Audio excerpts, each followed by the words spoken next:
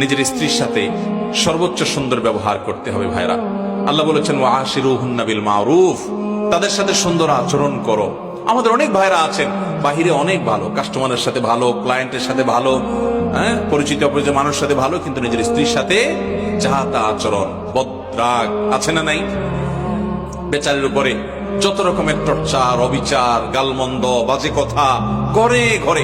অনেক লোক আছে বাহিরে অনেক সভ্য ভদ্র, ওনাকে মানুষ অনেক ভালো জানে, কিন্তু ওনার বউ জানে ওনার চরিত্রের হাল কি, ঠিক কিনা? এই জন্য নবী করিম সাল্লাল্লাহু আলাইহি ওয়াসাল্লাম বলেছেন যে খায়রুকুম খায়রুকুম লিআহলি ওয়া আনা খায়রুকুম লিআহলি। তিনি বলেছেন তোমাদের মধ্যে সবচেয়ে ভালো মানুষ কে? এই মাহফিলের মধ্যে সবচেয়ে ভালো মানুষ কে? যে তার পরিবারের কাছে, কোন কোন হাদিস তিনি স্ত্রীকে নির্দিষ্ট করে বলে দিয়েছেন যে তার স্ত্রীর কাছে ভালো। অর্থাৎ স্ত্রী যদি বলে দিল থেকে যে আমার সাহেব, আমার স্বামী ওনার মতো মানুষ হয় না, উনি আসলে একজন অমায়িক ভালো মানুষ, এই সার্টিফিকেট যদি বউয়ের কাছ থেকে নিতে পারেন তো আল্লাহর কাছেও আপনি ভালো। নিতে পারবেন সবাই? যায় বাসায় বউকে জিজ্ঞাসা করবেন যে হাদিসের ভাষ্য মতে তোমার সার্টিফিকেট ছাড়া আমি ভালো হওয়ার সুযোগ নাই, আসলে আমি মানুষটা কেমন বলো।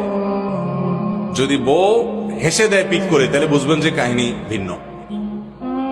বুঝতে পেরেছেন? যদি হেসে দেয় তাহলে বুঝতে হবে আলামত ভালো না। অতএব স্ত্রীর কাছে ভালো হওয়ার জন্য নিজের আচরণটাকে সুন্দর করার চেষ্টা করতে হবে ইনশাআল্লাহ। অনেক মানুষ আছে এই জায়গা ধরা খেয়ে যাবে।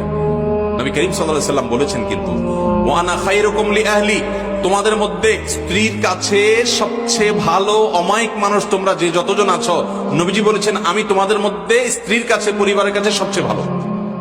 অতএব এই গুণটা অর্জন করার চেষ্টা করবেন তো ইনশাআল্লাহ।